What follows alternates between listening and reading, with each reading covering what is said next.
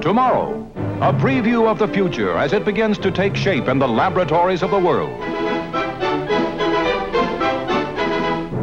Produced by the CBS Television Network.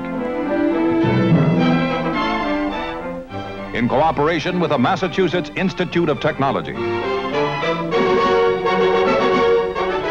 This program is brought to you by AMF, American Machine and Foundry Company.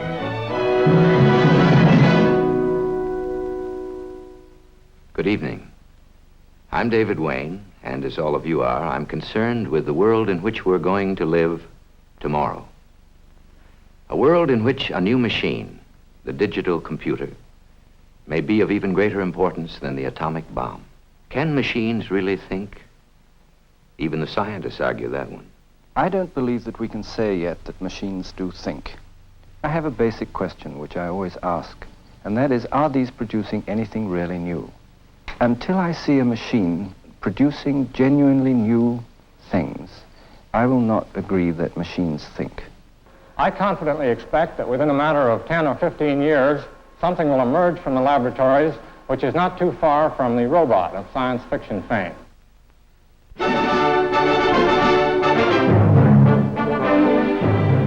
The Thinking Machine, starring David Wayne. In a moment, that story.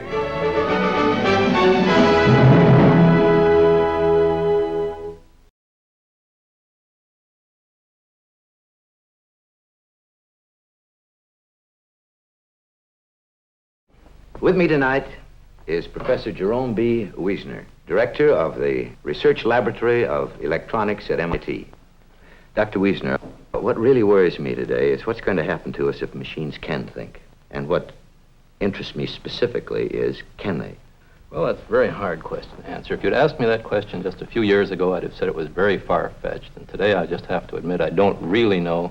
I suspect if you come back in 4 or 5 years, I'll say, sure, they really do think. Well, if you're confused, Doctor, how do you think I feel? Professor Wiesner, I don't think I have to tell you that the conception of the robot, a thinking machine, has been man's dream for centuries, also his nightmare. Of course, up until recently, the exploitation of that dream has been largely in the hands of science fiction writers and my colleagues in the motion picture industry. Do you remember a great robot in the silent film Metropolis? No, I don't think I ever saw that one. Well, I'd like you to see that. It'd be very nice. Okay, Charlie, roll it.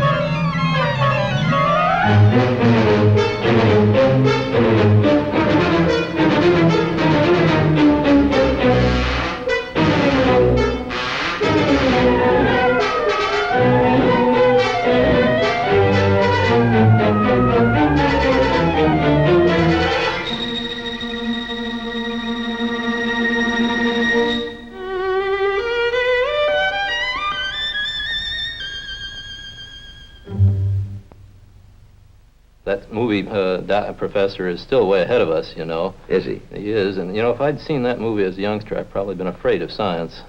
Doctor, when that film was made, and it wasn't too long ago, the thinking machine concept was still in the realm of make-believe. What do you think about it today? Well, the reason that's such a very hard question to answer is we know so very little about thought processes or about information that makes up thought processes. You know, there are many things which machines can do today which, if they were done by human beings, you would certainly call thinking. Have you ever watched a child try to learn the alphabet?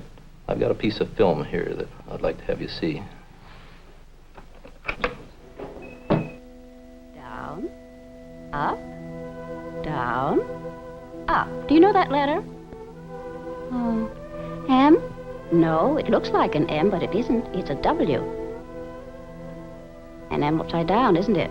I'm going to make an X there, and you see if you can draw over the same lines that I make. Down, up, down, and up. Can you do that?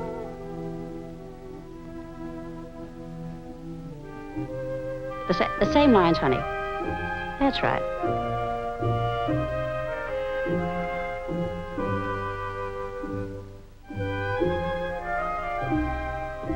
That's fine. What letter is it? W. That's right, good. Now you see if you can make it. Of course, she makes mistakes at first. The real question is, how does she ever learn to get them right? I can copy yours. That's right, you copy mine. Well, do you mean to tell me that you don't even know yet how a child learns the letters of the alphabet? Psychologists who study the problem have a lot of ideas about what goes on, but no real explanation. A letter is simply a pattern, and we don't yet know how the brain recognizes patterns. Do you know what letter that is? L. No, it's a P. Well, do you think you'll ever understand these problems? I think so. That's one reason we're so interested in the computer and what it can be made to do. Are you suggesting that the computer can do what this child is doing? Yes, I am. The computer is a remarkable machine, and later on in the program we're going to see it write an original TV Western. But first, let's see how the youngster is doing here. What letter is it? L. P.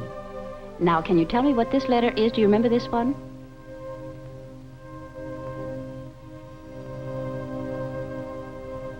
It's a W.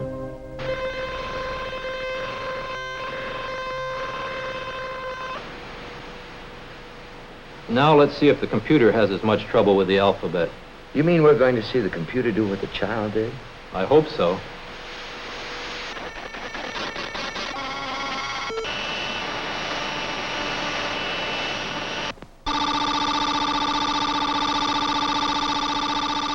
Now, does that really prove that machines can learn? I'll tell you what it does. It compares the letter you write with the letter you first showed it. And as it gets more and more information about what is called a W, for example, it is more and more better able to make a judgment about whether the letter that's being written on the screen is, in fact, a W or not. Let's see. Okay, Larry, let's read in the program again. Well, at least I know what a program is. A program's the rules you want the computer to follow. Now what are they doing? Showing the computer the alphabet for the first time? Yes, in just the same way the teacher did with a child. Incidentally, for convenience, you see, we're using P's and W's, too. Okay, now we have those characters in the machine. We'll try some tests with them. Here's a W.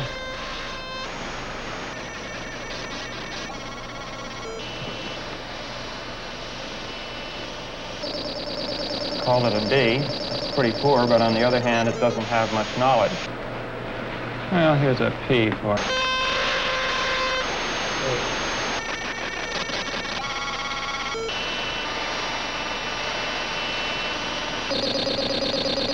Try another P. Should get it this time. Okay.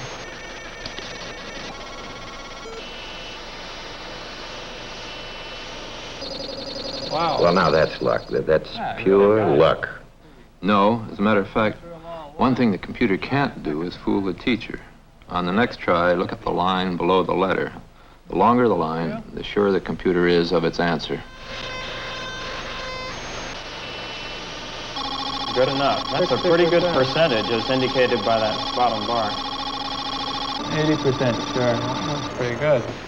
Now, do you call that learning? Well, I know that if my wife and I saw our kids going through that process, we'd call it learning. So, machines really can learn. You know, we don't really know much about the thought processes, and this is why I'm so hesitant. But we are studying the problem. It's being studied in very many places and by people in many disciplines. You mean psychologists, psychiatrists, philosophers, and so on? Yes, and electrical engineers and mathematicians and others. Well, if the computer is this important, why haven't I heard more about it? Well, the computer is a relatively new thing, and we're just really getting an appreciation for the full range of its usefulness. Many people think it's going to spark a revolution that will change the face of the earth almost as much as the first industrial revolution did. Well, now this brings me back to my original question. Can machines think? Now, I mean by that thinking, that process we try to avoid when we have a problem to solve. You mean like I'm trying to do in avoiding your question? Do you remember that puzzle about the cannibals and the missionaries? I do remember that. That's when we tried to cross the river with the missionaries and the cannibals without the missionaries getting eaten. Yes, that's the one. Well, out at Carnegie Tech, Professors Simon and Newell are doing some very interesting work trying to understand that kind of logical problem. Let me show you. This is Professor H.A. Simon. 3 missionaries and 3 cannibals are trying to cross a broad river so that they can reach a town on the other side. They have a rowboat, the cannibals. They have a rowboat which will, however, hold only 2 at a time. All of them know how to row. There's one difficulty. No group of missionaries and cannibals may be on either side of the river at any time if the cannibals in the group outnumber the missionaries, because the missionaries would be eaten. Now the problem is to plan a series of trips that will get all 3 missionaries and all 3 cannibals across the river in the boat without anyone being eaten. Do you have any questions now, Barbara? Well, you may start now. Please remember to say aloud as much as you can about what you're thinking, and you may move the missionaries and cannibals to try different combinations of them. There's only one boat. There's just one boat, and only 2 can sit in it at a time.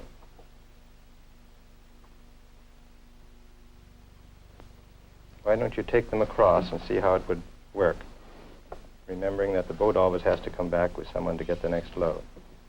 Then I have the missionary bring the boat back and take one of the missionaries. Careful, that man is going to get eaten.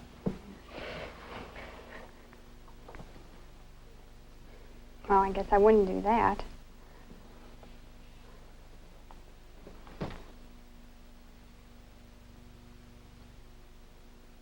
Is it possible for any of them to swim? No, I'm afraid they are non-swimmers. Well, I'll bring one of the missionaries over by himself. Poor Barbara. You know, I sympathize with her. I remember how baffled I was the first time I tried that problem. Oh, Barbara's bright, and she'll get it after a bit. As a matter of fact, in a moment I'll show you her solution. That's why Professor Simon asks her to talk aloud as she works, so you'll have a record of what she says. And then I'll bring the other one over, and that's it. Very good. That's the correct solution. And now we'll go and try the same thing out with the computer on the coast. Oh, no. Now, don't tell me you're going to try to get that computer to do the same thing. Has it found the solution already? Yeah, and in just a second we'll have a chance to look at the answer.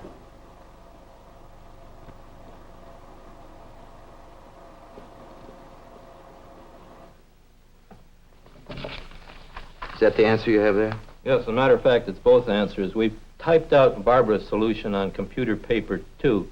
Can you tell which is which? Do I have to answer that? How does the machine do it, Doctor?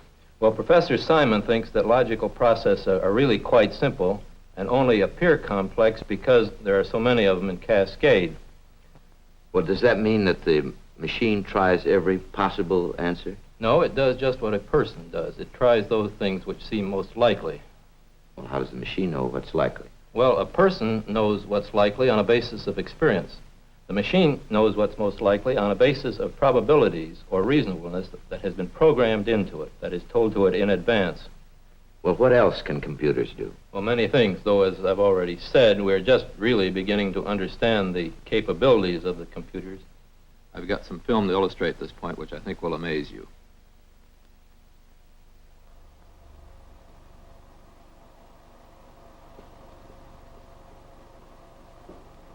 That man isn't playing checkers against a computer, is he?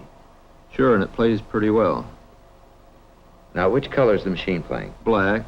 The player pushes those switches to tell the machine his moves. Incidentally, he has to make the machine's moves on the checkerboard as well. Well, then how does he determine the machine's moves?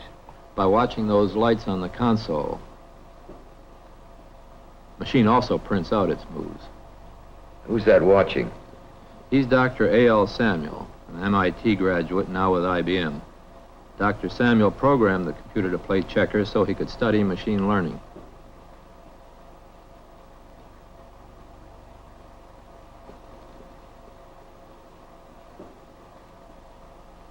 Let's see what it's printing out now.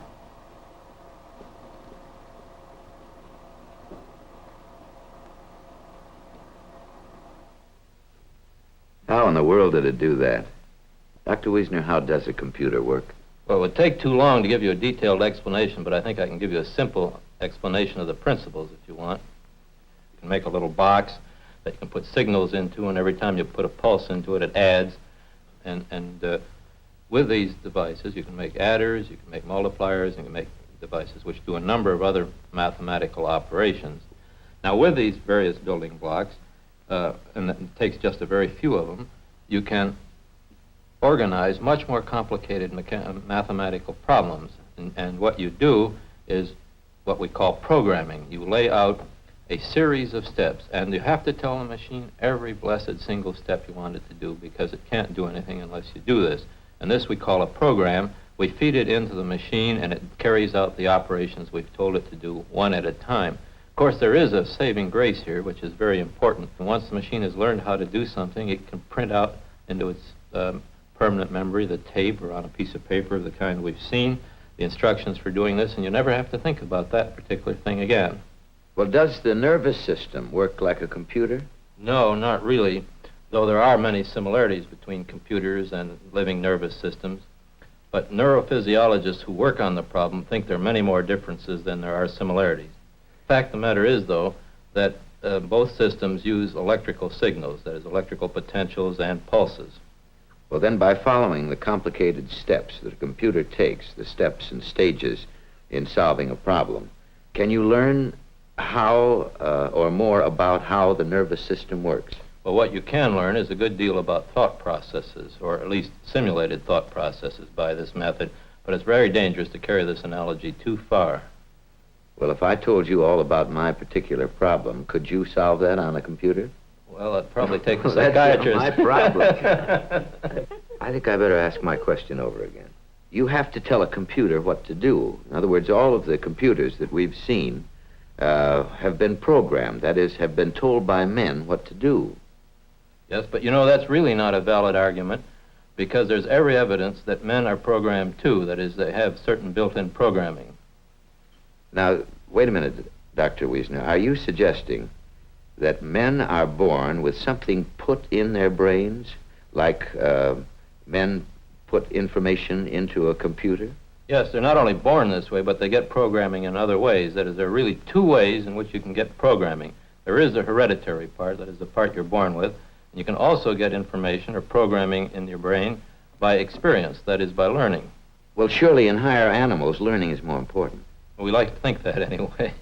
Can you give me an example of programming in something that's alive? Yes, I can.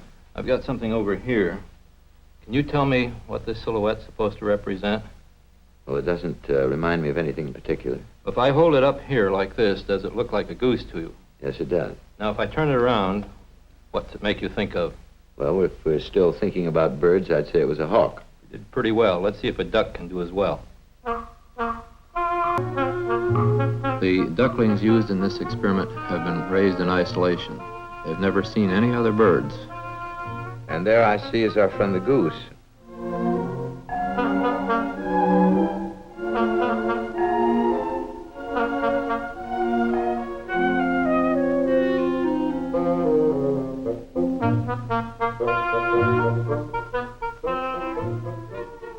Well, there wasn't any reaction at all, was there? No, there wasn't. That's what interested Professor Melzack. You're seeing what happened when he first did this experiment in the London Zoo.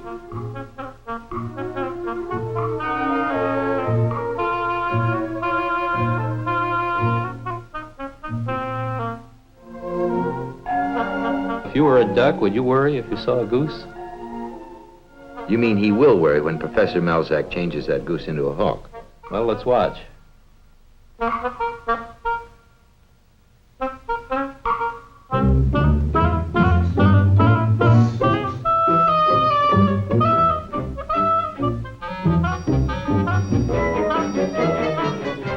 that's a really frightened duck.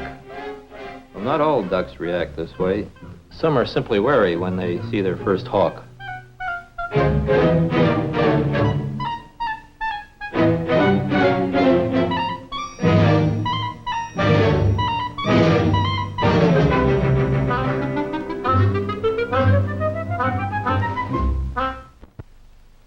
Mr. Wayne? Well, what I gather from this is that this duck that never had been exposed in its life to any other kind of a bird can now suddenly differentiate between a goose and a hawk. Now, you call that some kind of programming. To me, that's what I would call instinct. Well, I'd agree with you. Instinct is the word you use. I'm using programming, or at least that part of programming which is determined by heredity. You see, animals seem to start life with a large part of their nervous system knowing what to do. That's the reason why we breathe and why our heart beats and why babies know how to cry or when to cry when they need help. Well, do you mean that instinct turns out to be some kind of programming that we're born with? Yes, that's using our language. Let me show you some very interesting research that was done on the frog last year at MIT by Professors Lettvin and Maturano, which seems to indicate that some animals, at least, are born with very much more built-in information than we used to suspect was the case. Well, does it show that we're born with programming? But what it does show is that in the frog, at least, the frog's eye reports only very specific information to the brain. You mean that the optic nerve of the frog doesn't report everything it sees? No, it reports only very specific things which seem to be very important to the survival of the frog. Let's take a look at the next film. Well, now, the frog doesn't pay any attention to those dead flies. Isn't he hungry? Sure, but his eyes don't see them. He's hungry, all right. Watch. Well, if he didn't eat any of the dead flies, why did he eat the fly on the string? Well, you know, that's what Professor Lettvin's trying to find out. It seems that the frog only sees things that move. Here, Lettvin's looking through the microscope into the frog's brain, preparing to put a tiny electrode into one of the fibers in the frog's optic nerve. You mean when the fiber sees something, it'll send a signal through the electrode that we can see? Yes, and you'll hear it, too. Now Professor Lettvin is putting a target, that semicircular hemisphere, in front of the frog's eye. And then, using a magnet on the back of the target, he can move a small metal disc around the target until he finds the point at which the particular fiber is looking.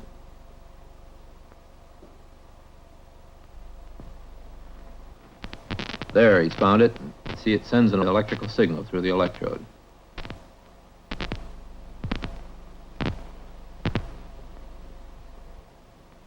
Well, what's the professor doing now?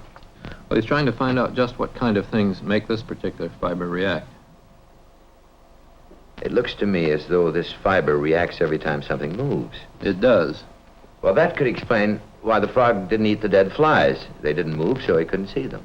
Well, that's Professor Lettvin's suggestion, anyway.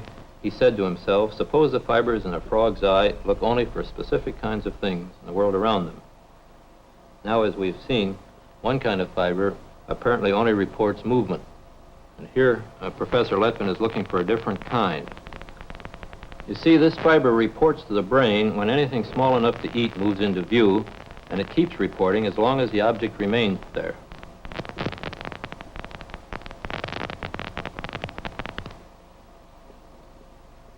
Well, why did it stop reporting when the light went out and then fail to report when it came back on? Well, think of the light going off as a shadow passing overhead, an owl, say. And apparently in a dangerous situation, the frog's eye only reports the danger, not food. Watch now as a long bar has passed through the field of vision. The bar is too straight and too big to be a bug, so you see there is no reaction. Professor Lettvin's work suggests that the fibers from the frog's eye only report specific things to the brain, things related to the frog's survival. One group of fibers looks only for sharp edges. Another group, this one, seems to be a bug detector. Well, now, I was always under the impression that the eye reported all light patterns. Well, so are we all. I ought to add, though, that Professor Lettvin's theories are not yet accepted by all people in the scientific community, or at least insofar as the implications about human vision are concerned. Well, if Professor Lettvin's theories are correct, we would have some explanation for instinct, wouldn't we? Well, the existence of built-in coding or instinct was never really in doubt, although this is a very interesting demonstration of it. It's a demonstration, at least, of one kind of instinct, because it's obvious that the frog didn't learn to recognize flies, but was born with this ability already in its brain. Well, now, if I may say so, people aren't frogs, are they? Well, no one really suggests that people are pre-coded to the same extent that frogs are, but it's very clear that people also are born with a certain amount of information built into their nervous system. Let me show you something that'll prove this point. We're going to Geneva to the laboratories of Professor Jean Piaget and his associates. This is Dr. Barbel Inhelder working with a youngster of 5. By the way, how's your French, Mr. Wayne? Well, it's not very good, I'm sorry to say. Well, Dr. Inhelder here is filling one glass with milk. Then she's asking the child to fill his with exactly the same amount as she has in hers. Du lait à boire exactement la même chose dans ton verre.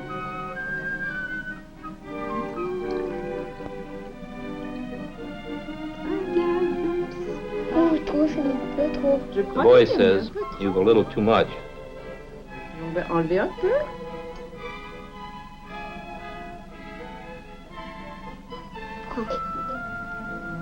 C'est maintenant là. Is it now the same height? Oui. Oh non. Non, pas encore. Faut que ce soit exact. Voilà. Exactement la même chose. Là, c'est la même chose. Exactement la même chose. Regarde. C'est parfait. Non. He's a real stickler, isn't he? Comme ça. Oui. Voilà. On a exactement la même chose à boire. Oui. Alors, moi, j'aimerais boire mon lait dans ce grand verre. I would prefer to drink my milk in the tall glass. Voilà. I have poured it all in the tall glass. Tu vois? Oui. Alors, regarde. Toi, You and I, have we est-ce qu'on a still encore the la same même amount? chose de lait à boire? Non. Non. Qui a Who plus has à more? boire? Vert. Ici, dans ce verre, this il y a glass? plus à boire. Comment le But voir? how do you know? Parce qu'il est plus grand. Because it is taller. C'est chou. Well, that's delightful, isn't it? Now, how could that child make that mistake? Well, apparently, when we're born, we rely exclusively on our eyes to form our concepts of the world around us. He apparently had certain preconceived notions of the world around him, and some of these are wrong, and as he grows up, he's going to have to learn to correct them. Well, then our eye apparently is programmed to tell us that that which is taller holds more. Yes, and in nature, isn't that generally the case? Well, I've always been under the impression that seeing is believing. Well, actually, it's just the opposite. These experiments indicate that we tend to see only those attributes of objects which our nervous system is designed and programmed to see. Then seeing isn't believing, but believing is seeing? Well, it works both ways, but certainly believing is seeing. Watch this next piece of film. Okay.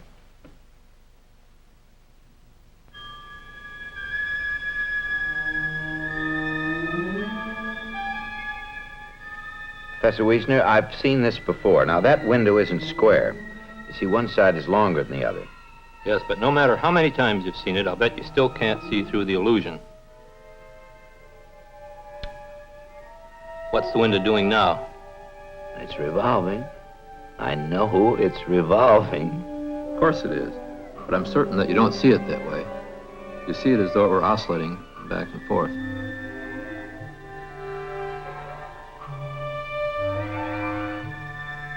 Well, as a matter of fact, you're right. You see, your eyes tell you that anything that is longer is closer to you, and your experience tends to confirm this. So you have to see the long side of the window as though it were in front, even when it's in back. You just can't see it revolve. Now let's cover the window with a cloth.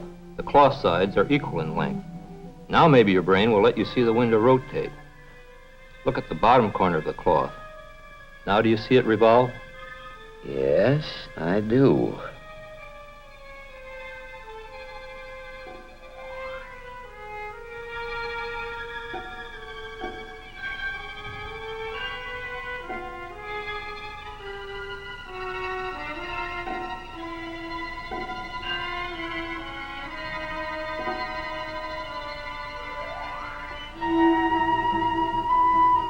Now let's put a tube through the window.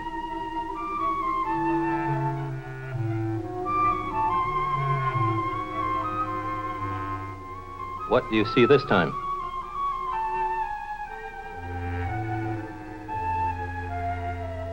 Well, that tube is bending back on itself.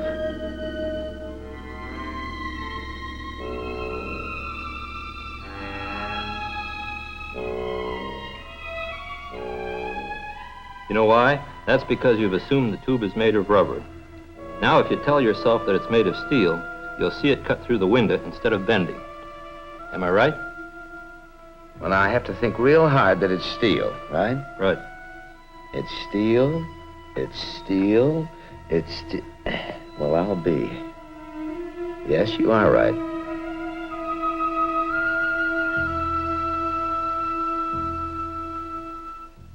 Now then, doesn't that prove that you tend to see what you believe? You mean, Professor, that I am somewhat programmed?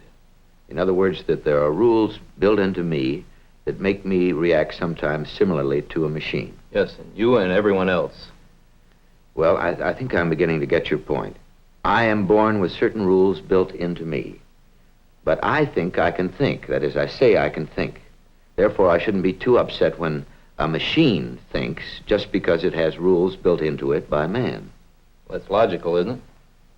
Well, can you show me where a computer can do anything original? I think that might help to convince me. Well, it depends an awful lot on what you mean by original. Would you regard writing a television western as being original? Now, do I have to answer that? But do you mean to tell me that a computer can really write a play? Well, we can write pretty good plays. As a matter of fact, after We will see the playlet written by the computer in just a moment. But first, from AMF, an expression of one company's aims in your interest. You were saying that a computer can write a play? Sure, and I'll show you. It won't be as good as Shakespeare, but it'll be better than a lot of the westerns you look at.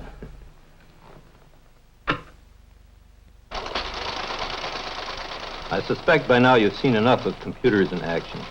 So let's just watch the computer print out its play. That's Harrison Morse, who did most of the work on this computer program.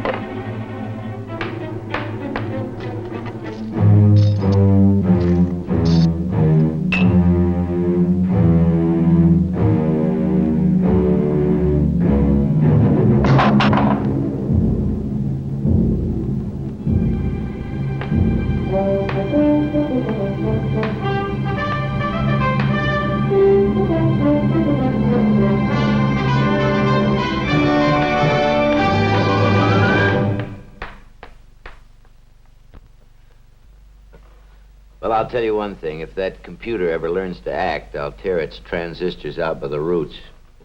You know, that's as close to magic as anything I've ever seen, Doctor. Well, you know, it isn't really magic. Let's have Doug Ross, who's on the staff at MIT and who supervised the writing of the program for this playlet, explain it to us. Well, we had a lot of fun working on this program, but we're not just playing games. We're trying to illustrate some important things about artificial intelligence. Just as a human playwright must obey certain rules in order to have a meaningful and understandable play, one that seems natural for people to actually act out, we must make the computer aware of the same kinds of rules. So what we're trying to show are that intelligent behavior is rule-obeying behavior. We're trying to show what these rules look like, and we're trying to show how a computer can be made to do creative work. In the type of play that our program is designed to write, we have a robber enter, wait for the sheriff, and when he enters, they have a shoot it out, and one or the other will die, and the winner, if any, will pick up the money and walk out the door. The human playwright would know already things that we have to teach the computer by programming. For instance, if the gun is in the hand and the hand is on the robber and the robber is in the corner, the human knows immediately that the gun is also in the corner. But we must make the computer able to keep track of all these things. This switch shows how the computer will choose reasonable alternatives for the sheriff. Depending upon whether or not the sheriff can see the robber and the robber sees the sheriff may wait, advance on the robber to get a better shot, or try immediately to shoot the robber. We have given the computer rules for determining reasonable behavior, and we have also given the computer rules for modifying those rules. For example, we have an inebriation factor, which controls the actions of the robber depending upon how much he has had to drink. The more the robber has to drink, the more inebriated he will become, so that he becomes less and less intelligent in his behavior.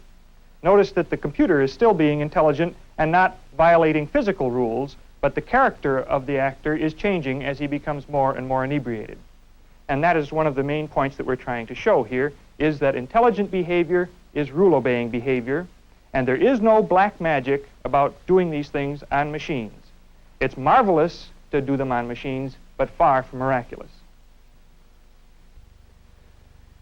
Well, now, that makes it seem almost reasonable. But even so, how can I be sure that the computer wrote the script and not the scientist? Well, you know, if we had written the script and stored it in the machine's memory, it would print out the same play every time. Doesn't it? No, it doesn't. As a matter of fact, the plot is the same. The play it writes is different every time. It's sort of like a mystery story writer. Matter of fact, we've written about 50 plays, and here are several of them the machine has printed out.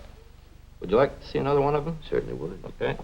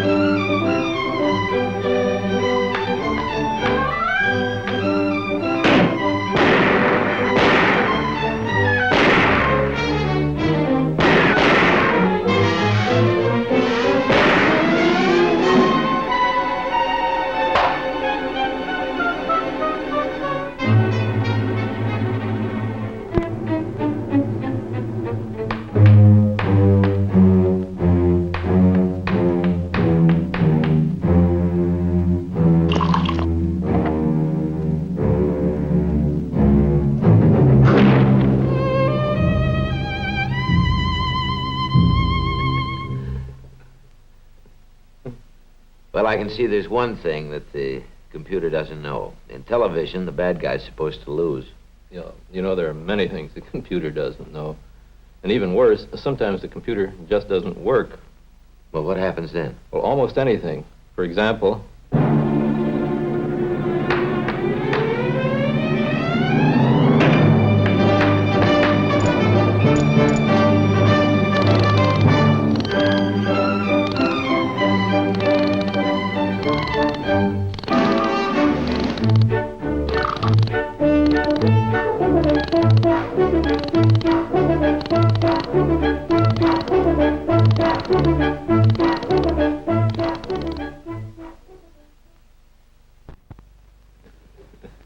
Well, what happened there? Well, you know, making a program for a computer involves a fair amount of trial and error, and what you've just seen was one of the errors. Well, that's wonderful. Well, now look, if a machine can do all these things today, what's going to happen tomorrow? Well, it depends on many things. It depends on how much we are able to find out about learning processes. As I told you before, there are several ways we're going about trying to understand information processing systems, including the nervous system. And one very important one is working with humans. This experiment is taking place in Professor Walter Rosenblatt's laboratory at MIT. Through these earphones, Dr. Geiser will put a series of rapid clicks into the subject's ears. I'm going to turn the clicks on. Now he's going to record the signal coming from the electrodes in the headset. The response to that signal as it appears on the outside of man's skull.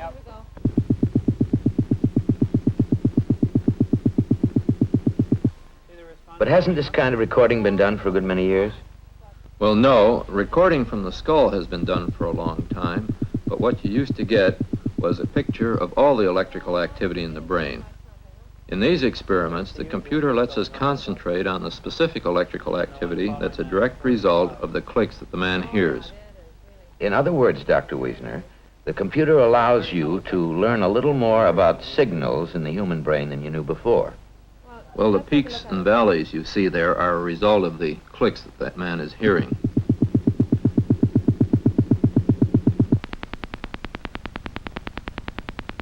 Incidentally, as it almost always does, pure research has a number of applied and usually unpredictable values as well. In this case, here we're seeing the John Tracy Clinic in Hollywood. These techniques are being used to determine deafness in children. Another way of studying these logical processes we've been talking about that take place in the brain and in giant computers is going on at the Lincoln Laboratory. This is a laboratory which we operate for the Department of Defense. Here is housed one of the world's largest and most versatile computers. We call it the TX2. It took a great many men several years to build, and we're still working on it, improving it all the time. This enormous collection of wires, tubes, transistors, and circuits connects the largest computer memory now operating. That's the memory over there. All that's a memory? Yes, it is. You know, it contains about 2.5 million memory units, primarily ceramic cores in this case. Huge as it is, it holds only a tiny fraction of the elements that are housed in the human brain. People estimate that our brain holds about 10 billion neurons. 10 billion? Yes, and unbelievable as that is, this comparison is probably very misleading because neurophysiologists believe that each neuron fulfills many more functions than a single vacuum tube or transistor. So you have to use huge installations like this to find out how signals move between the brain's neurons? Well, you know, this is really pretty small to simulate anything as complicated as the brain. This gadget only has about 1,300 neuron-like elements. If you put signals into the two edges, you can make a wave travel through the device and study the behavior of signals in such networks. That's what Belmont Farley is going to do here.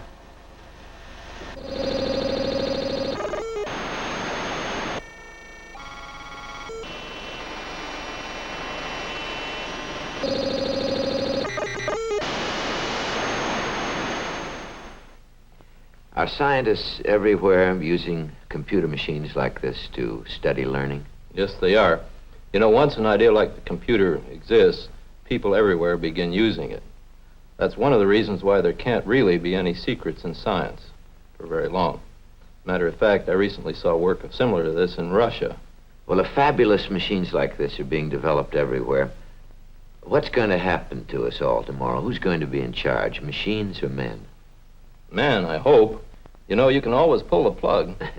A French artist named Jean Tinguely tries to prove this point, as a matter of fact, by building machines that do absolutely nothing.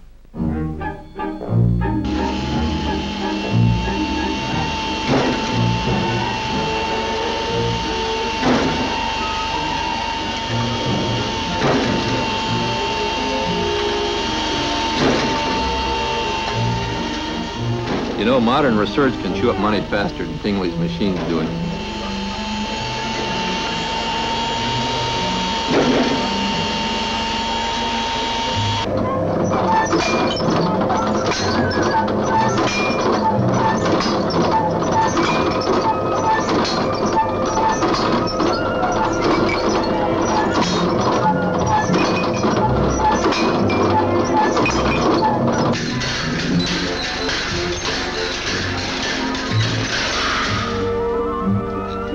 And you know what he's doing here?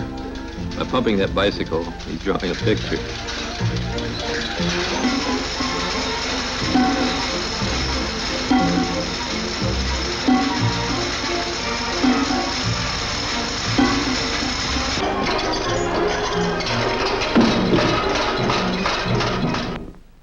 Oh, that really is wild. Well, now, seriously, Professor, do you think that one day machines will really be able to think? Well, I think so, but people still disagree about it. Let's hear what a few scientists have to say about it.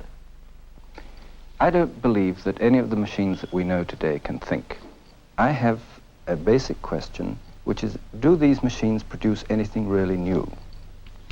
When you consider the great new ideas produced by men like Newton and Darwin and Galileo, you'll find that initially they had to throw away the old rules that they'd been brought up with.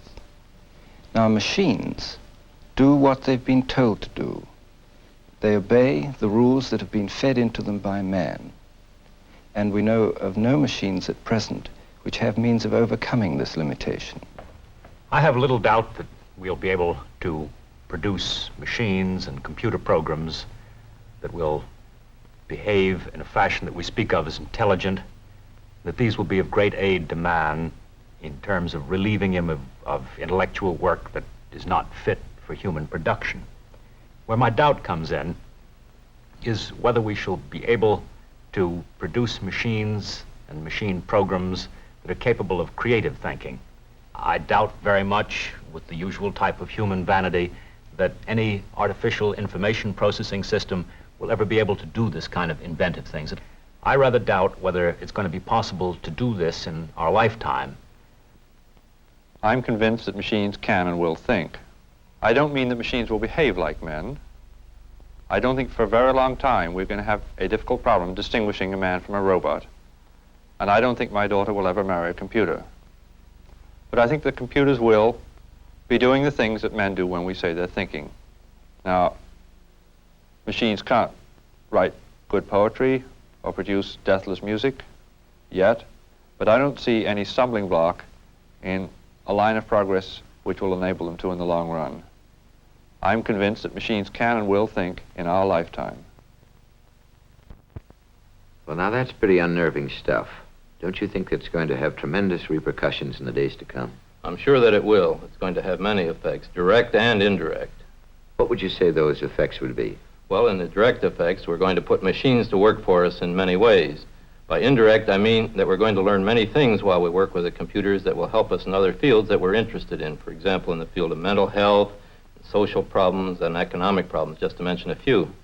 Well, how do we put the computer specifically to work? Well, you know, my colleague at MIT, Professor Norbert Wiener, says we're living through the second industrial revolution today. The first industrial revolution being the replacement of manual labor by machinery. That's right. Mm-hmm. And the second, then, you say, will be the assistance of the human mind by the computer. And I'm certain that as time goes on, we're going to find ways to do many things using the computer which the unaided mind just could not do by itself. The future of the computer is just hard to imagine. Let's listen now to Professor Shannon, who we heard briefly at the beginning of the program. And also, I would like you to remember that when he talks about robots, he doesn't mean, well, a pretty girl like our good friend Dr. Rothwang? Yes, Rothwang, created at the beginning of the program. But what he really means is machines that can do things that man wants them to do.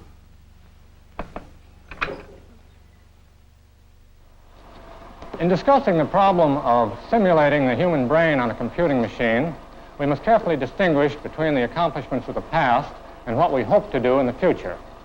Certainly the accomplishments of the past have been most impressive. We have machines that will translate to some extent from one language to another, machines that will prove mathematical theorems, machines that will play chess or checkers. sometimes even better than the men who designed them. These, however, are in the line of special purpose computers aimed at particular specific problems. What we would like in the future is a more general computing system capable of learning by experience and forming inductive and deductive thoughts. This would probably consist of three main parts. In the first place, there would be sense organs akin to the human eye or ear, whereby the machine can take cognizance of events in its environment. In the second place, there would be a large, general-purpose, flexible computer programmed to learn from experience, to form concepts, and capable of doing logic. In the third place, there will be output devices in the nature of the human hand, capable of allowing the machine to make use of the thoughts that it had, of the cognitive processes, in order to actually affect the environment. Work is going on all of these fronts simultaneously, and rapid progress is being made. I confidently expect that within 10 or 15 years, we will find emerging from the laboratories something not too far from the robot of science fiction fame. In any case, whatever the result, this is certainly one of the most challenging and exciting areas of modern scientific work. Exciting and challenging, but doesn't it worry you? Well, sure, it worries me. But you know, the problems posed by the computer are really no different than the problems we have with other products of technology. It's going to take a great deal of wisdom on our part to manage them, but if we do, we're going to make a much better world. Thank you, Dr. Wiesner. The story of the next Tomorrow program in a moment. But first, a word from AMF, American Machine and Foundry Company.